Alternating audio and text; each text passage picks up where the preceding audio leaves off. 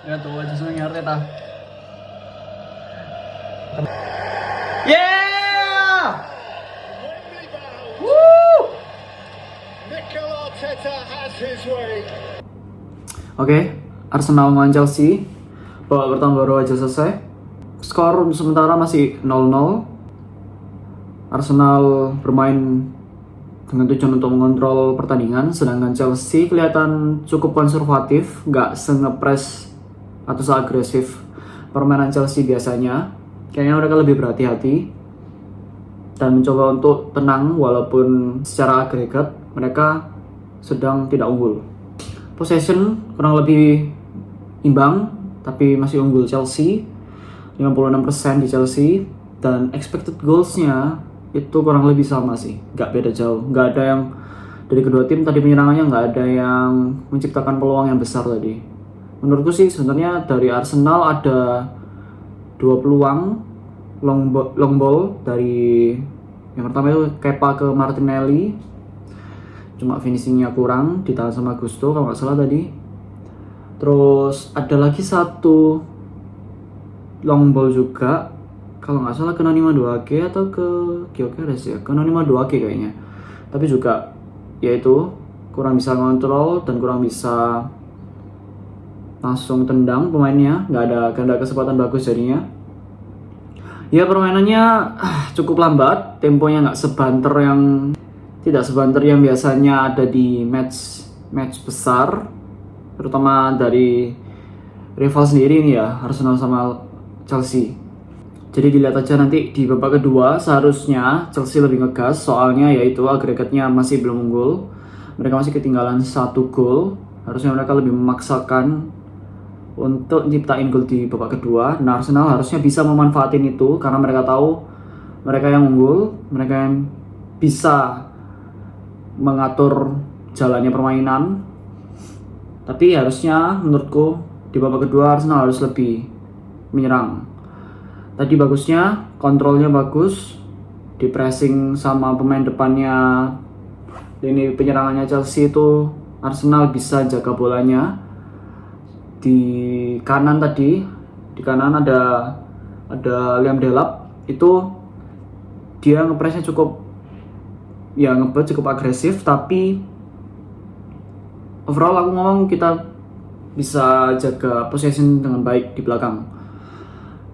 Kepa kalau misalnya nggak perlu memaksa untuk long ball, dia nggak maksa untuk long ball, dia tetap paksa untuk jaga possession, tetap kontrol gamenya, umpan-umpan bawah aja.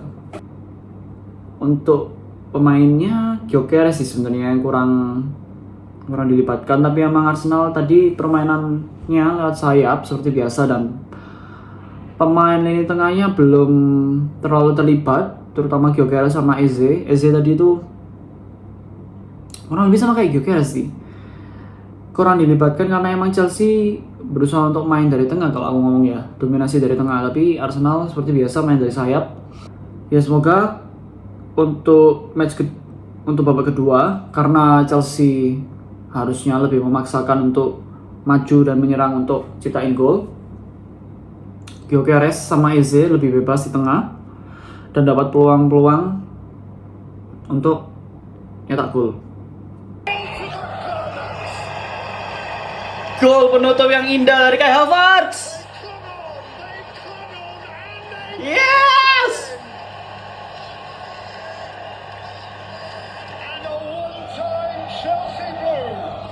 Woo! Yeah! Kai Havertz. Finishnya bagus, menggocek Sanchez di menit-menit 96. Oh yeah.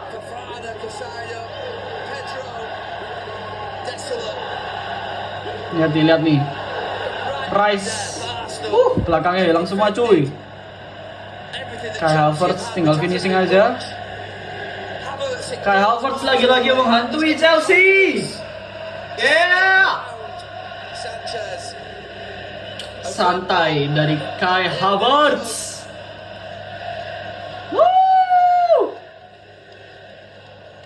Ya tuh aja seneng Arteta. Kita masuk ke final. Time for Chelsea to restart, but nothing beyond. Ayo set, selesai set. A beautiful headline moment for Kai Havertz, who's 9653. for so long. Oh my god, 97 berarti. Dari tambahan 96. Kita dapat 6. Yeah! Wembley bound. Woo! Mikel Arteta has his way. Liam Rosenior asked questions. Yeah! It might have worked for Chelsea. Ya, pertandingan selesai. Arsenal melawan Chelsea 1-0. Gol menit-menit terakhir dari Kai Havertz. Lagi-lagi menghantui Chelsea. Babak kedua cukup gak seberapa sih sebenarnya. Aku setuju sama komentatornya tadi. Kalau Chelsea kelihatan gak ngegas sama sekali. Bahkan di menit-menit akhir pun kelihatan nggak banyak opportunity yang dibuat, nggak banyak opportunity yang didapetin, nggak ada momen-momen buat shoot dari jarak jauh aja banyak yang keblok, bukan yang momen-momen yang bagus buat nyerang. Statnya Arsenal nggak unggul secara possession, Chelsea banyak pegang bola karena ya mereka yang mencoba untuk nyerang. Arsenal menurutku hari ini adalah match profesional, main nyaman, main nyantai, defense saja kita yang lagi unggul. Kalau ada momen yang bagus baru kita nyerang. Tapi Arsenal bisa defense dengan baik selama 90 menit. Startnya expected goals Arsenal 0,91, sedangkan Chelsea 0,68. Dengan perbandingan total shot selisih 9. Chelsea 14 sedangkan Arsenal cuma 5. Tapi ya seperti yang tadi aku bilang, kalau di babak kedua banyak shot yang dipaksa dari tengah, itu pun banyak yang keblok karena shot on target masih sama 2-2. Jadi emang Chelsea nggak apa ngomongnya ya, tidak seberbahaya di leg pertama, lebih berbahaya di leg pertama daripada leg kedua ini. Chelsea momen paling berbahayanya datang dari corner. Ya karena banyak body-bodyan itu. Kayaknya yang paling clear itu dari Fofana kalau nggak salah ya. Karena nggak ada yang ngikutin dia, tapi bolanya juga nggak ngarah ke gawang. Arsenal full bermain di menit 45 sampai 90 itu kebanyakan defense. Cari counter gak seberapa dapat juga sih sebenarnya. Jalannya itu sih sebenarnya. Ya tipikal Arsenal juga sih sebenarnya. Kalau penyerangan kadang-kadang bagus, kadang-kadang nggak nyala. Gyökeres tadi keluar tanpa kontribusi yang besar, menurutku nggak ada kontribusi yang signifikan digantikan sama Kai Havertz. Kai Havertz pun juga sebenarnya di menit 45 sampai 90-an nggak ada kontribusi yang besar sih. Soalnya aku nggak ada chance sama sekali kayaknya di babak kedua untuk Arsenal. Ya terbukti dari gol, shot on goalnya cuma 2, itu pun babak 1-1, babak 2 1 dari gol yang diciptain. Jadi ya benar-benar defense aja sih, cari momen-momen di mana Chelsea lengah dan dapat di menit 96, yaitu momen lengahnya. Kayaknya Arsenal emang secara instruksi dari Arteta bermain profesional. Aku yang seneng tadi passing di belakangnya, gak ada yang keburu-buru, gak ada yang jelek. Mungkin tadi sekali itu di press ada satu yang kelepasan, tapi kalau satu bisa diprediksi lah setidaknya. Tapi kalau 99%-nya lancar itu udah baik banget. Dan tadi nyatanya 99% passing di belakangnya nyampe, kontrolnya bagus, nggak ada yang tergesa-gesa, di pressing pun masih aman, nggak ada yang buang-buang bola untuk turnover. Jadi Kepa benar-benar buang ke depan itu kalau ada chance, bukan karena terpaksa. Terus di menit 96,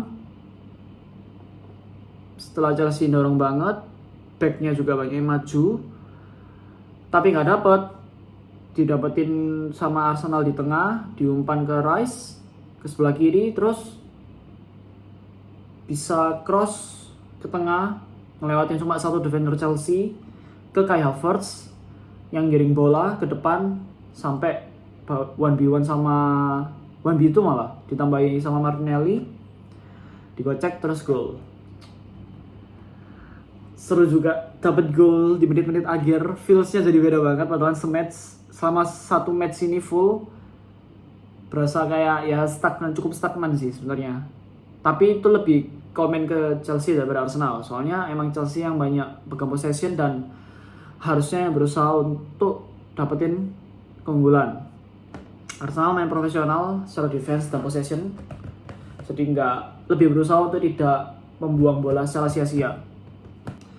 Overall, permainan yang cukup profesional walaupun di semifinal, dan menurutku dibandingin sama yang sebelumnya di momen-momen penting ya kayak contohnya lawan MU kalah 3-2, lawan Chelsea walaupun menang, menurutku sedikit kurang ketata sih emosinya. 3-2 menang unggul kan di Stamford Bridge, tapi yang mengecewakan dari defense-nya.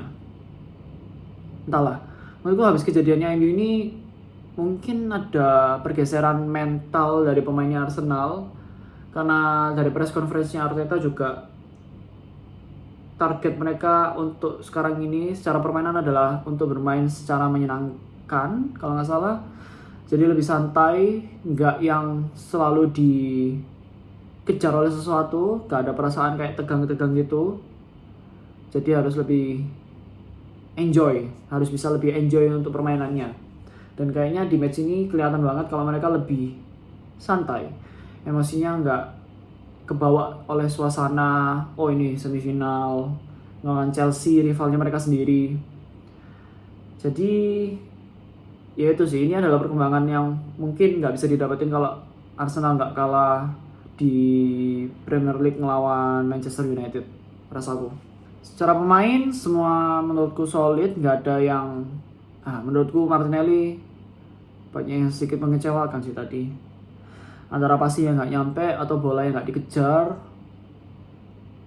Tapi ya secara defense emang tipe yang disukai Arteta.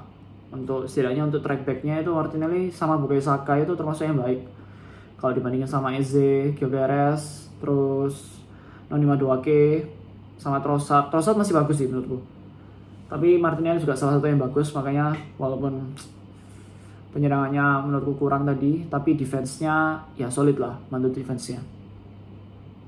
Midfield seperti biasa, Declan Rice kerja bagus, defense-nya solid, track back selalu kekejar. Terus tadi juga untuk penyerangan ya highlight-nya aja yang paling akhir dapetin assist buat Kai Havertz. Terus ada Zubimendi juga ngontrol midfieldnya juga lumayan bagus. Cuma ya seperti biasa dia lebih banyak defense contribution daripada penyerangannya sih. Eze sebenarnya juga tadi ya nggak bisa dibilang kurang juga, karena posisinya nggak sebanyak itu Arsenal, penyerangannya nggak sebanyak itu, lebih fokus ke defense. Jadi permainan kreatif Eze tidak terlihat seperti biasanya.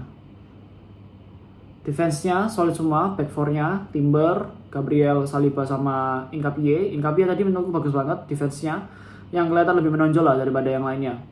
Timber gak banyak momen untuk defending, Saliba sama Gabriel juga solid aja.